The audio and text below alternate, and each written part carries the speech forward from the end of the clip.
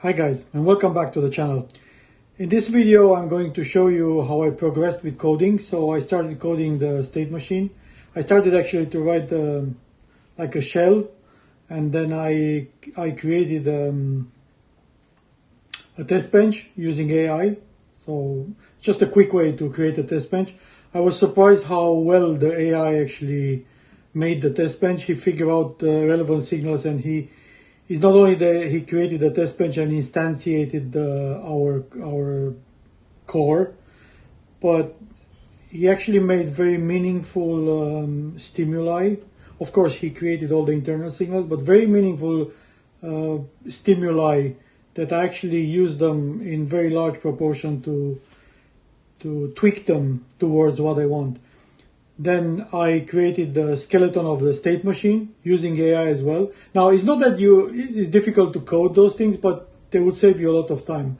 So I'm not saying that you should extensively use AI. No, you need to know what you're doing, but you will see how you can accelerate the whole process.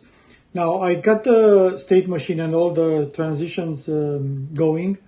So I progressed a lot yesterday. I spent a few hours. I put some work, some serious work towards it, and I realized that I actually missed in my planning two things.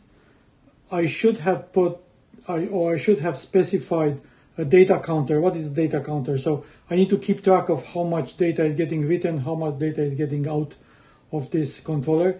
Because if you want to, let's say you want to make a write, like you want to write a certain number of bytes, you need to tell the controller how many. So the controller keeps track and it stops after writing that much. Now on the reading side is not that important, because you can make a continuous read and you can stop it whenever you want.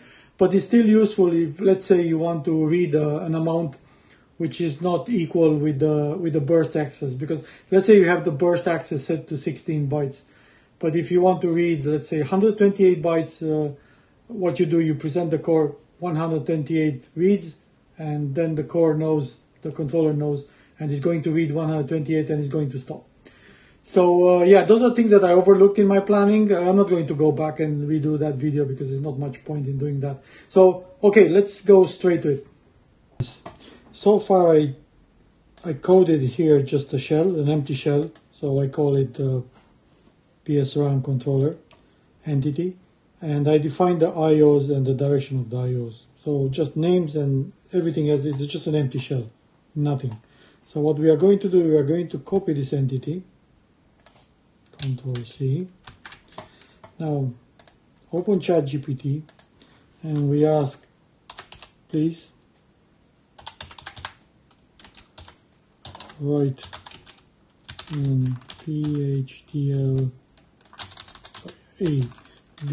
VHDL test bench which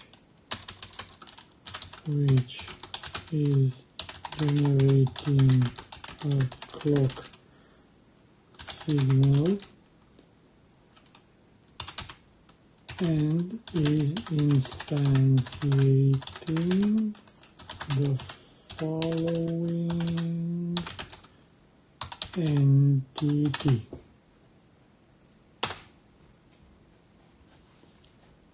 Okay, he wants the entity, so we go here and we paste the entity that we copied from our code. So he generates a 100 megahertz clock, drive the reset, and a bunch of other nice signals. So okay, he generated this.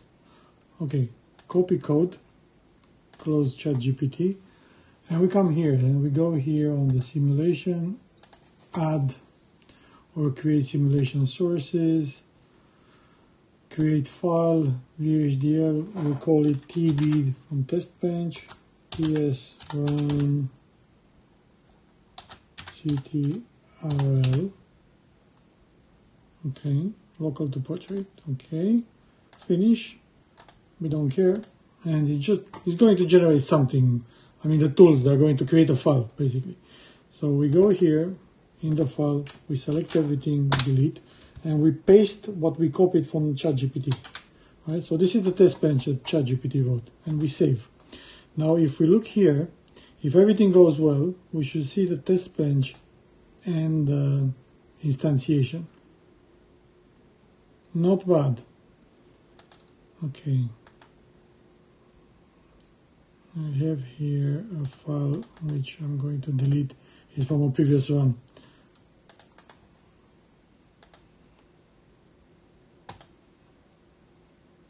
Okay. Now let's try to run a quick simulation. Now nothing is going to happen because our device under test EUT it's empty. But let's give it a go. So run simulation. So we click here on the test bench, run simulation, behavior simulation, obviously, and let's see. Okay. So let's zoom out a little bit. Okay, the clock is there. If we scroll to the beginning, okay, so he has generated a clock, which is good. Lower the reset, okay, and then raise the reset. So basically releasing the reset because we have an end reset, which means active on low. He actually generated a transaction here. Now let me show you this. So here he had generated an enable which is one clock wide, which is exactly what we want. He generated the end read signal, so the read signal is low, which means it's read, and an address which is 10 in hex, and some data which is AA. Okay, let's go a little bit further. Okay, has generated another transaction, but this time is a write transaction because write not read signal is high. Enable.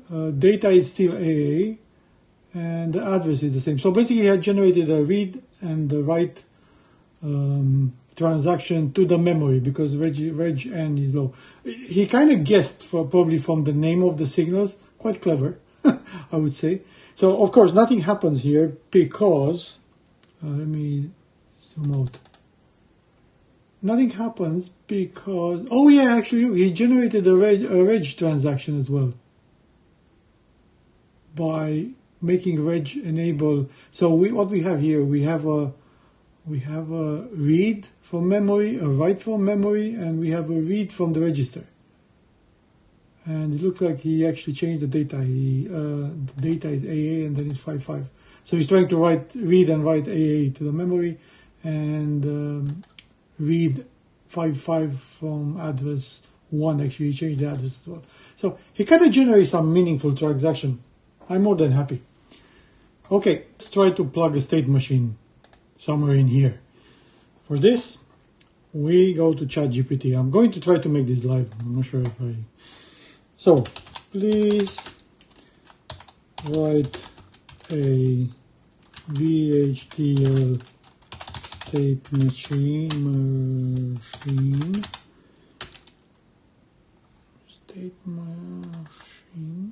yeah, with the following, I think we have double L here, following state names: idle. Then we said we have ADDR1, address 1, ADDR2. No, sorry, it was. I'm trying to remember the names from the previous video. I think we have command 1, CMD1, CMD2. Then we have address. No, we have row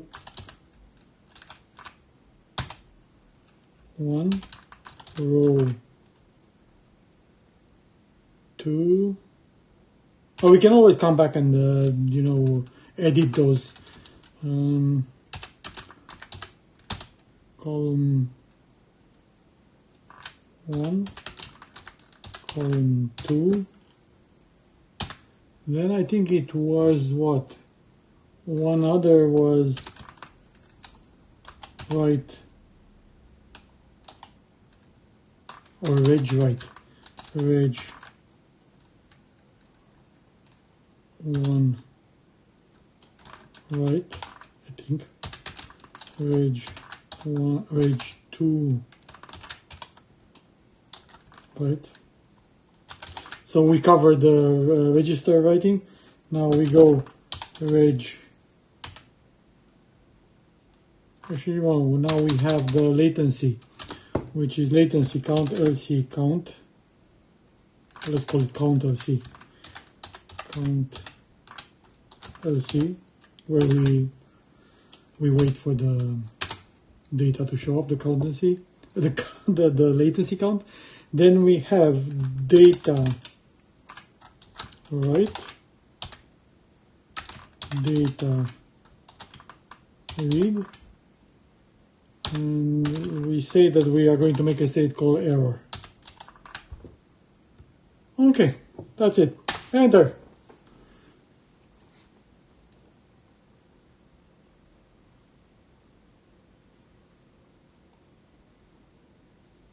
Okay. So he actually enumerated here the states. Good. He created the state and the next state signals, which are basically flip-flops. So he generated a reset. That's correct. Those are the transitions from one state to another. He actually made a linear advance of the. And he was so clever actually to put a default into the error. Okay, I like this. Me likey. Copy. So we go and we plug it here. Now of course it's going to be everything. We need to trim it here. So what do we have? Okay, we don't want the entity declaration and all this.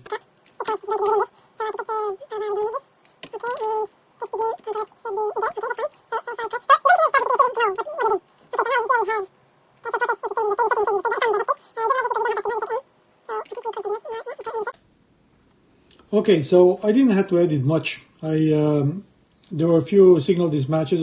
Obviously, our clock is named clock 100, and what ChatGPT was generating for the state machine was called CLK. So what I did, I just hijacked that clock. Basically, I made an assignment here. Now the clock 100 becomes CLK. Now this is going to be replaced by the PLL. Remember from the previous video that was going to generate the 200 meg clock. But for the time being, I'll just leave it here like a shortcut.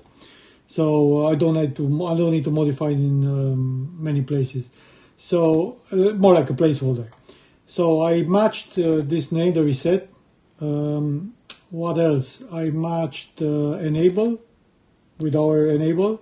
So now the state machine is going to be triggered by the enable, exactly like we want. And of course now it's going to go to it will follow this states list here from idle to command 1, command 2, command row 1, row 2, column 1, column 2, which is, this is by the way is correct for what we want, this part. Now here is not branching, it's just going a little bit weird here, not weird because ChatGPT is good, but he cannot guess what we want. So he's going straight into some register, right, and then he's coming back to LC count. So it doesn't matter. We just want to see that those states are actually switching. So what we do, let's try to simulate this. So we go back to the test bench and we go simulation, and I hope it's going to simulate and I'm not going to make a fool of myself.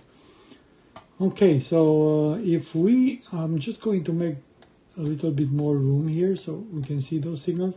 So what we have here, as you can see, those are the signals which they connect the test bench with our entity, with our unit under test. So we don't see any kind of state machine states. So, but what you have to do, if you click here on the UUT, you actually see everything that is in the state machine. So what I'm going to do, I'm just going to take the state and the current state, the state signal here, and the next state signal. So now we will be able to see them. Now the test bench is going to actually display the state in clear. So I'm just going to restart the simulation. Okay. You see here, you see actually the state. So every everything starts with a reset. Let me go zoom. So you see here we have the reset. We hold everything reset, and then we release the reset. And here, the moment we have enabled, you see the state machine starts to move. So I'm just going to zoom. So, hey, Bob's your uncle. So this is the next state and the current state. So it goes from idle into command 1, then command 2. Let me make them another color. Signal color, make them yellow. Not a big difference. Unfortunately, I'm not sure if this is going to be very visible on the video. Let's try. I zoom a little bit more.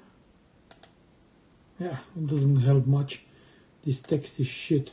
Anyway, it's idle, command 1, command 2, row 1, row 2, and it keeps going like this.